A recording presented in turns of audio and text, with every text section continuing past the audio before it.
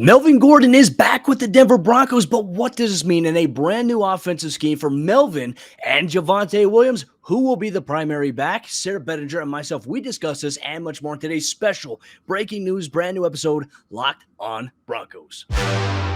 You are Locked on Broncos, your daily Denver Broncos podcast. Part of the Locked on Podcast Network. Your team every day.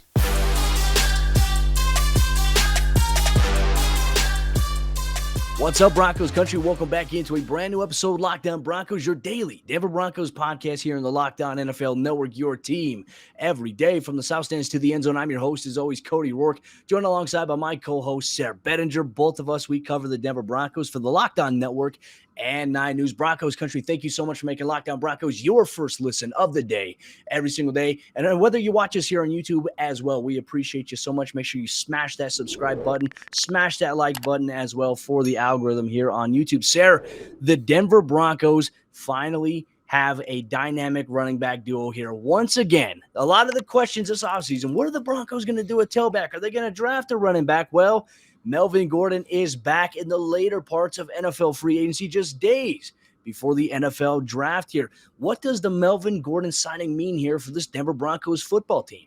Well, first and foremost, it means that Wisconsin fans, 2011, this is hearkening back to the days of old, some of the glory years there when Russell Wilson transferred from NC State to go play at Wisconsin. Melvin Gordon was just a young buck at the time, but man, these guys are reunited now in orange and blue, which is really cool to see. And I think as far as the Denver Broncos is concerned, Cody, this has pretty big implications. I mean, we've talked leading up to the NFL draft, like, what are the Broncos going to do at that running back 2 spot? Like, is there really confidence in Mike Boone? Is he really the guy that they want to put their faith in? I didn't buy that personally, and I felt like maybe it had to be prioritized in the draft if they weren't going to bring back Melvin Gordon, but here we are. Now he's coming back. He's coming to a new scheme with Nathaniel Hackett, going back to those Wisconsin days, doing some more outside zone stuff like they were running back at that time when Russell Wilson was just destroying guys off play action and proving himself as an NFL caliber quarterback. But man, I think this is a good fit for Melvin Gordon. Honestly, Cody, the things that we saw from him, he just turned 29. So he's going to be a really good fit for a 1-year deal. I like this move by the Denver Broncos. I think it's a good pre-draft move. Kind of takes running back, in my opinion, maybe off the board early in this draft. Maybe not completely, but obviously it also rounds out the current running back room. Well, and I think that was my next question too, thinking about like George Paton before the NFL draft. I mean, this was something that we were mocking, and a majority of mock drafts in the later rounds had the Broncos going with a running back, not necessarily in round 2, pick number 64 here, but it's like, do the Broncos need to go get a tailback now in the NFL draft? Because on a 1-year deal, okay, you may be in a different situation. Melvin's going to be in an entirely different situation after the 2022 season. Is this more of a prove-it deal here for Melvin? I mean, like I said, I think that there's an interesting dynamic because when you look at the Broncos' current running back room as is, Javonte Williams, Melvin Gordon, Mike Boone, as you alluded to, Demarie Crockett as well. So you have 4 guys there, and we know the Broncos more than likely going to go into the season with 3 tailbacks. They're not going to go necessarily with 4. They'll have a guy in the practice squad, which means it could be a UDFA. I know Demarie Crockett was one of those situations, was a practice squad running back, got called up onto the active roster when some injuries had happened and hit the Broncos running back room there. We liked what we saw initially from this Broncos contributing group of 4, I'd say, with Melvin, Javonte, Boone, and a smaller sample size.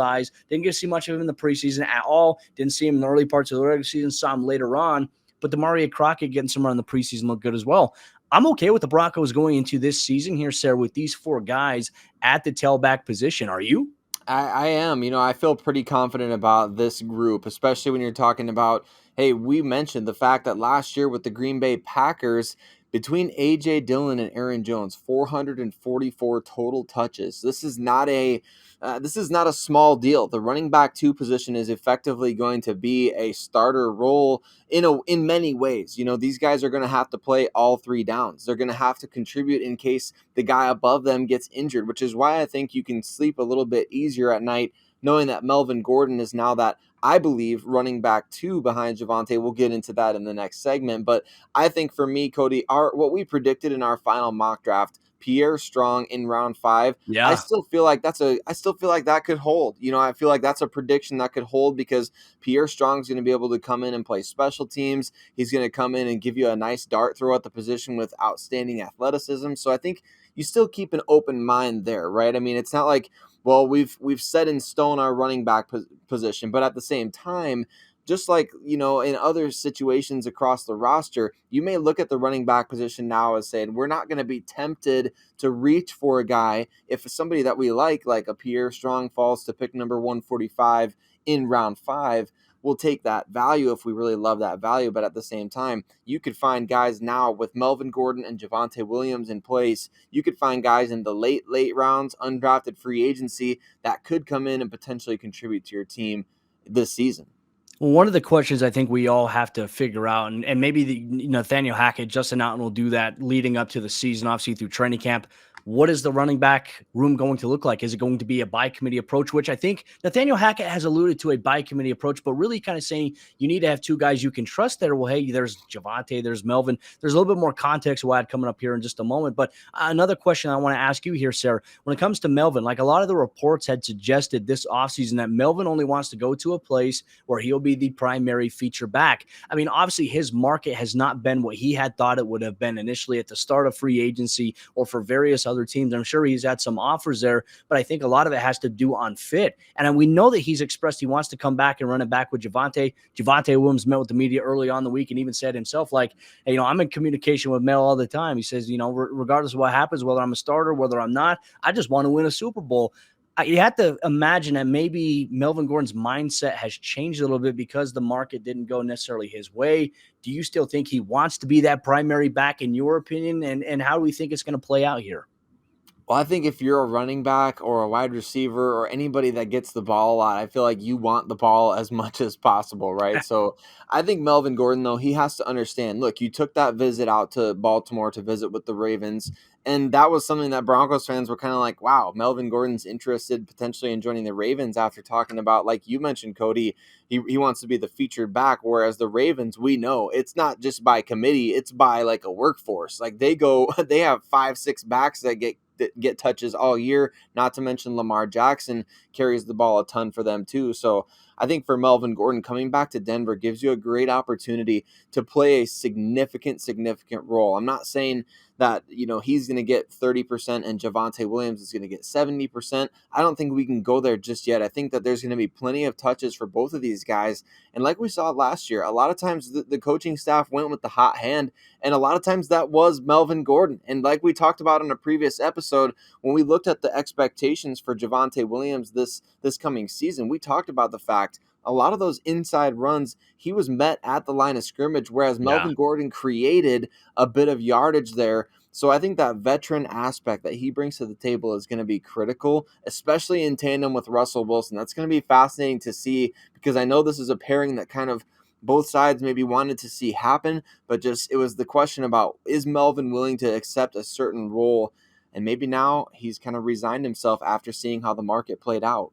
Well, what does the Melvin Gordon signing by the Denver Broncos mean for Javonte Williams as he enters year number 2 in the National Football League? Sayre and I, we're going to get to that coming up here in just a moment, but real quick, let me tell you about the sponsors of today's emergency episode, Lockdown Broncos. It's our good friends over there at Blue Nile, and Blue Nile has jewelry experts on hand 24/7, available via phone or chat to help you find a memorable gift at every budget. And BlueNile.com, they have fine jewelry options for every mom and that special woman in your life. You can shop high-quality classic diamond earrings, elegant tennis bracelets, or gemstone pendant necklaces. And this Mother's Day, give mom something that she'll treasure forever with fine jewelry from BlueNile.com. And Locked On Sports listeners get $50 off of $500. And this podcast exclusive is only good through Mother's Day. Use promo code Locked On. That's one word, Locked On. Plus, every order is insured and ships free, and it arrives in discreet packaging that won't give away what's inside. You can shop stress-free and find your forever piece. Go to BlueNile.com today. And our good friends over there at Built.com. Built Bar, ladies and gentlemen, is the best tasting protein bar that is out there on the market today. They just launched their brand new Built granola bars with 3 exclusive flavors that you could check out at Built.com.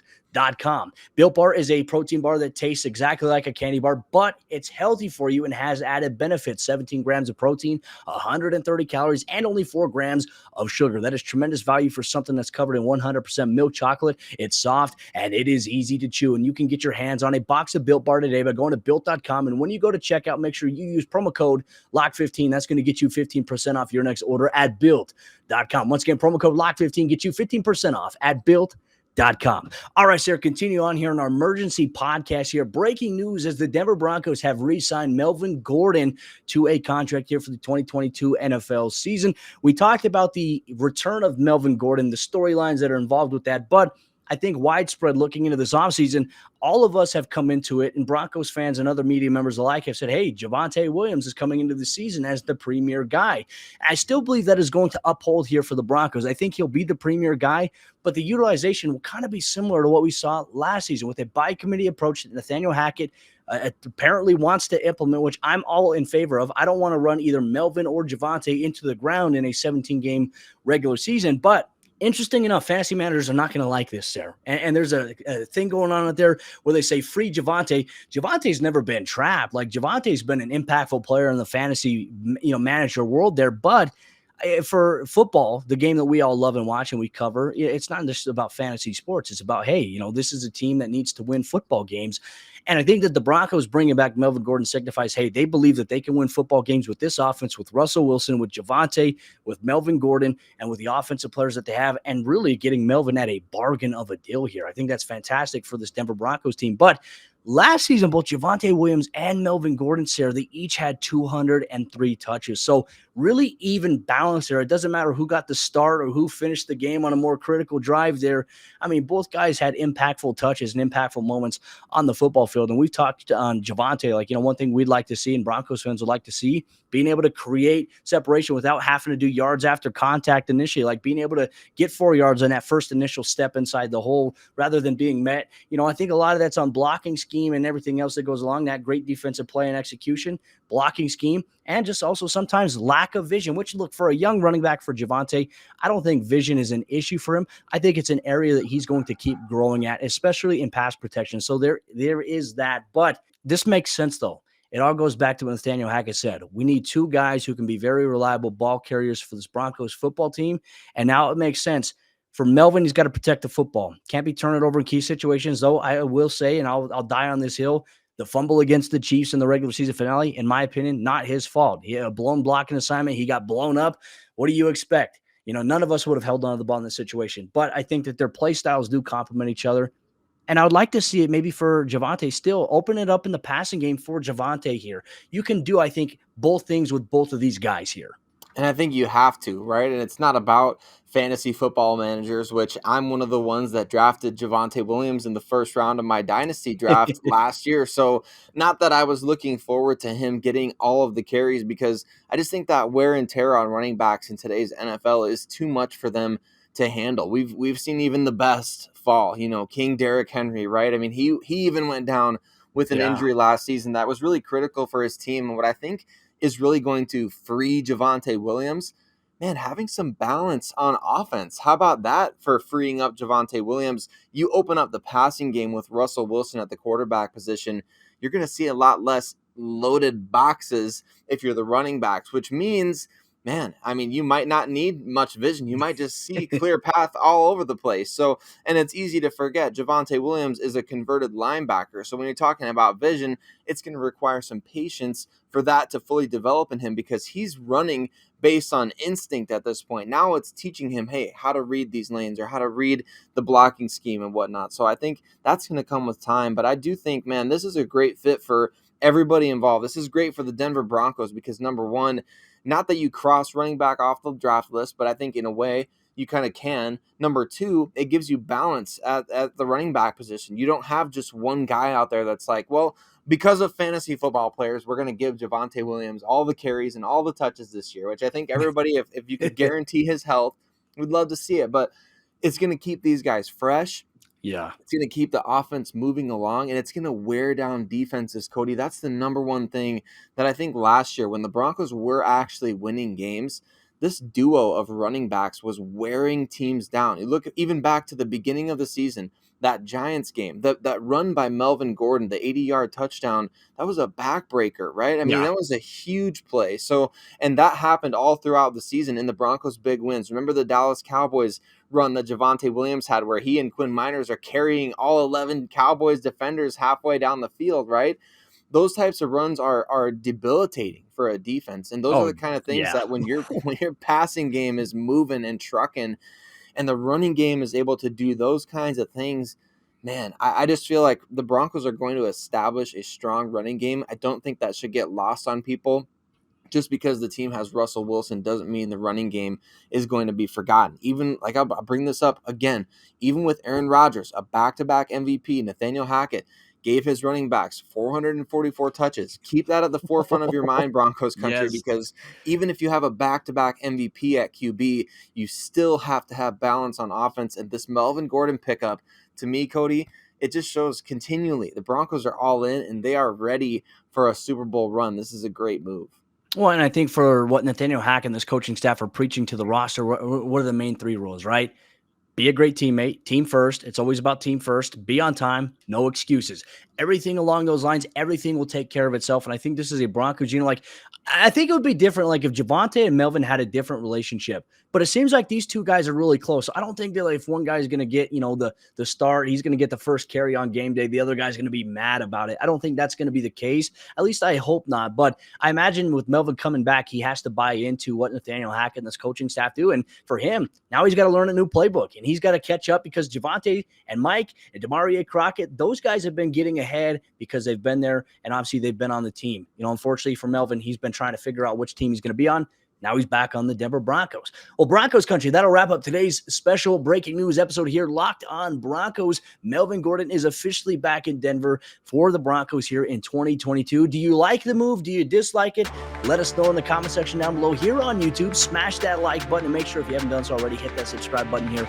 Locked on Broncos. We have another episode coming your way tomorrow where we talk about the potential prospects of a brand new stadium in Denver. Outside of that as well, what did Ejiro Evero have to say about Josie Jewell, Kareem Jackson, and why Broncos country stop sleeping on K-Jack. He's back here. You get that much more on tomorrow's episode. Locked on Broncos.